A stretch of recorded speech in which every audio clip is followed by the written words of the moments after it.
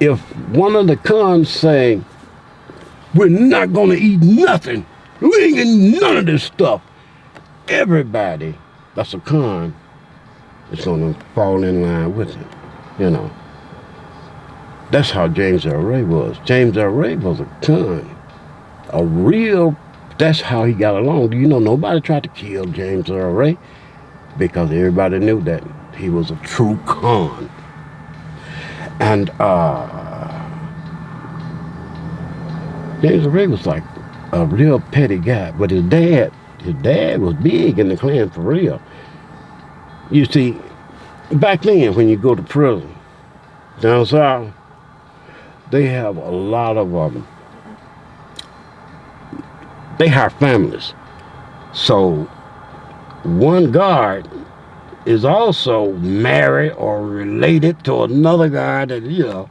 So they're all Klan, you know. And when you get there, you'll see little posters and things. And we didn't have, you know, the stuff like internet now, but pamphlets, things of that nature. You'll go to the dining room, and we call it chow hall, and you'll see a pamphlet, you know, of a black guy hanging. Or you'll see a recruitment poster, because back in the 60s when the Klan started getting most of its people from prisons. So they were always in, matter of fact, they used to send me stuff. They were trying to recruit me. They didn't know I was black. We didn't have pictures, you know, all that green light cameras and things then. But, you know, so throughout the prison, you will see, you know, things like the white knights needs you and funny little symbols and things that I can't remember now what all of them were. But James Earl Ray, Dad, was big with it. And it was supposed to have been a hustle, because James Earl Ray didn't do anything. James Earl Ray didn't have the kind of money to be going to England, because I'm telling you, I know for a fact, James Earl Ray was just a common thief. Pretty much, he was a hustler. He liked to gamble. He hung out with black people, you know. But now he kills Martin Luther King, right? But he hangs out with black people. You hung out with it. So James Earl Ray was not the kind of person to have the wherewithal to do the things that he did. Now, the portion that he did tell me was that he had just gotten out of jail somewhere, in Illinois somewhere, Missouri, and his brother was telling him about this bulletin that had gone around to all the Klan servers about needing somebody to do something, you know, to MLK. And there was money involved. And James Earl Ray decided that it sounded good to him. You know, it was a hustle. But it wasn't supposed to be no killing nobody from what he said, you know. Yeah. And James Earl Ray's brother is the one who used to bring him a lot of drugs. That's when he moved to Brushy Mountain, because, you know,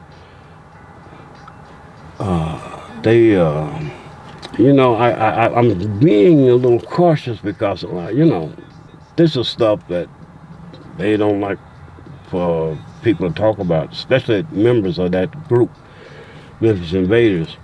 But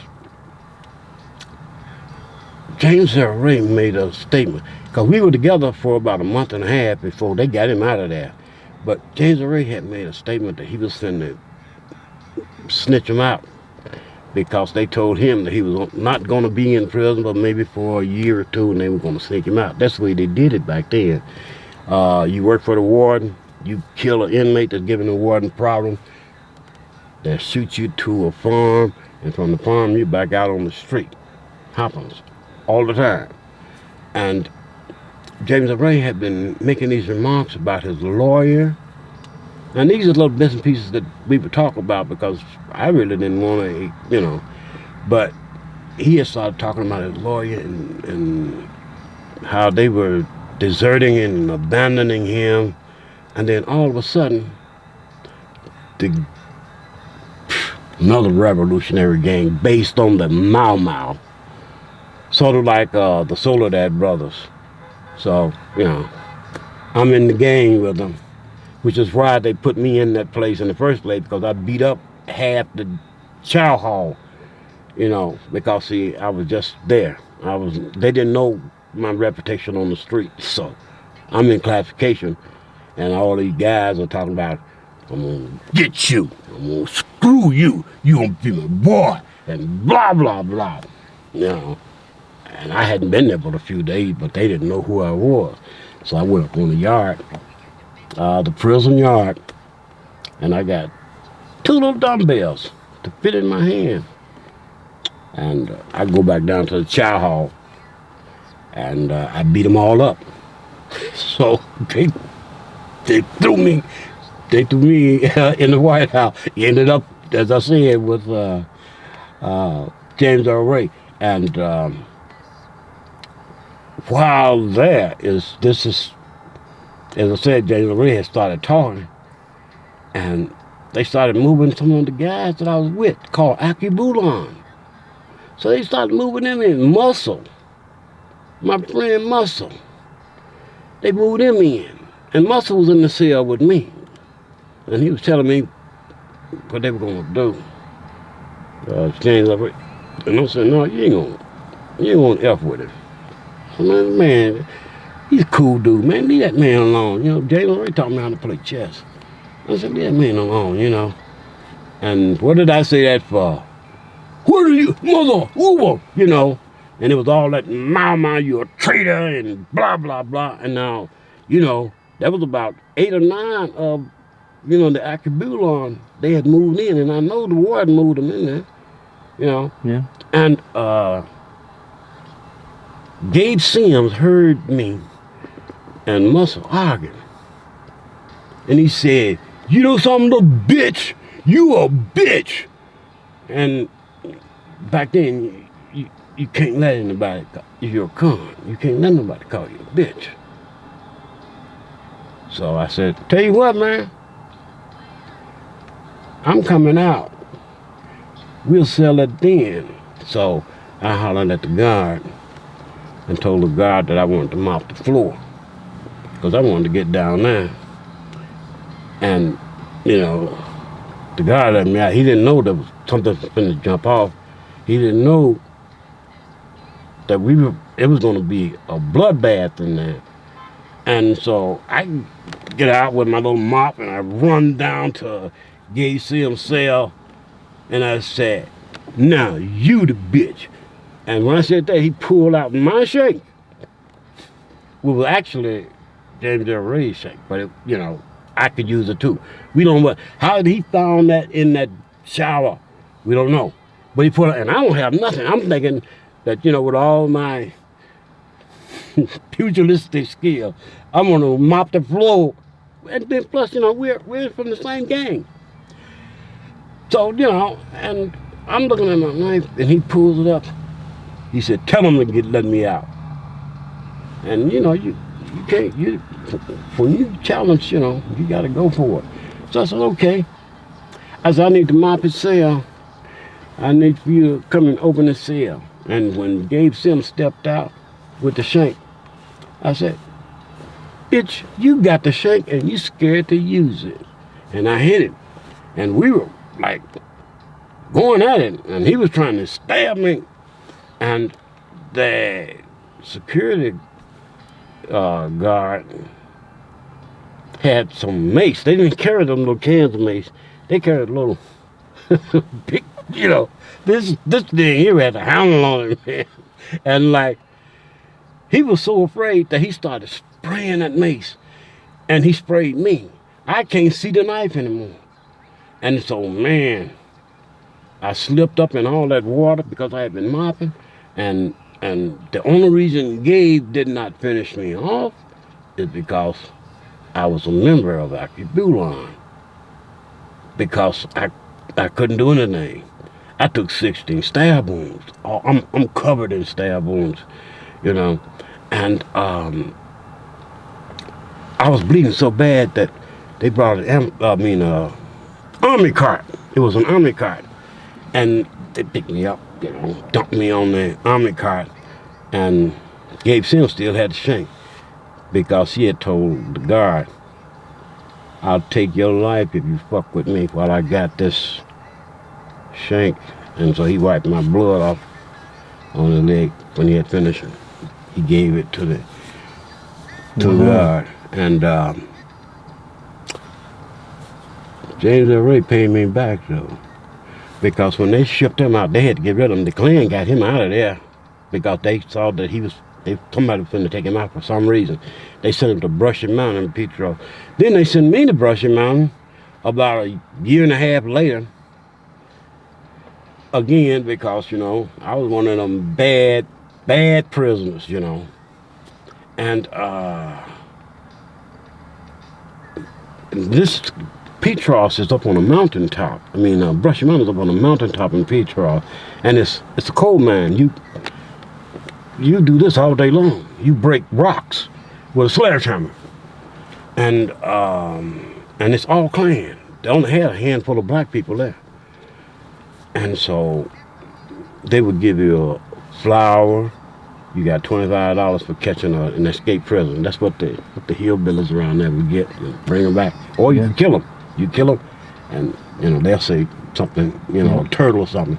So they take me up because I had been in a fight with some officers, and they said, "You a bad one, ain't you? Here, you wear these." I remember them throwing me some coveralls that was extra large, they were falling all off of me, and then they marched me to this room, intake room, because they're getting ready to give me a cell. And they put me in the intake room. And one of the security guards had a shotgun. He says, "You are one smart," and bam! And he smashed out all my teeth, They drugged me, and they threw me. This is called a bullpen. It's not a cell, it's a bullpen. There was about 8 guys that lived in this bullpen. And they were all white, and they were all Klan. And they threw me in that bullpen with all these guys. And I said, I'm gonna die. Except for one person, and that was James Earl Ray. Don't mess with him. He's a friend of mine. That's the only reason why they didn't kill me in that. And then the next morning they moved me out. But James Earl Ray, you would think that this man was, he got into drugs, as I said, because he needed a way to support his own habit.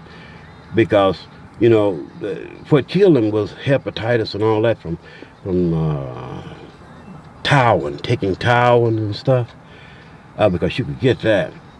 But his brother was bringing drugs in. He would bring them to the fence, and he would leave them outside the prison fence. And then when the work gangs would go out, one of the guys on the work gang would snatch it up for him and bring him back in for Ray. And so Ray would sell drugs a lot in prison before he died. But I never had any negative feelings toward Ray or, as I said, Martin Luther King. But I know that had it not been for his entourage who wanted him to keep, it broke up like this. They were making money from the civil rights movement, but they were making money to push education. And Martin Luther King had been talking to some of the revolutionaries. And of course he was talking to Malcolm X, who's from Detroit. Red. But so they had been telling him that it's the economics. It's not all about discrimination, and it's not all about that stuff. It's about this money. And when it's called the Big Four, Whitney Young and all them core and all those, that's where it all formed together under Lyndon B. Johnson. You know, because they were always going in and out of the White House, and they were pushing and Lyndon B. Johnson pushing the civil rights issue, but Martin Luther King at that time was talking to people, you know, like H. Rap Brown and others who was going toward the economics. And the economics at that time was being heavily slanted toward the Vietnam War. And so his entourage got mad because by going into this area, all that money that they are making pushing the civil rights agenda, they were not making it anymore. You see, so right after Martin Luther King was killed, that's when, what is it? The Rainbow Coalition formed. And that's when it no longer was about the suffrage of blacks. It was now about the suffrage of everybody. Gays, racists, even Klan. They, you know, all that. Everybody could fit into the Civil Rights Act now, which means there was a larger money pool to be had. And that was what Martin Luther King was going up against. They would say, why are you talking all this stuff about the Vietnam War? We talking about the civil rights and we talking about the Brown versus Board of Education and making this. And right after that, it's when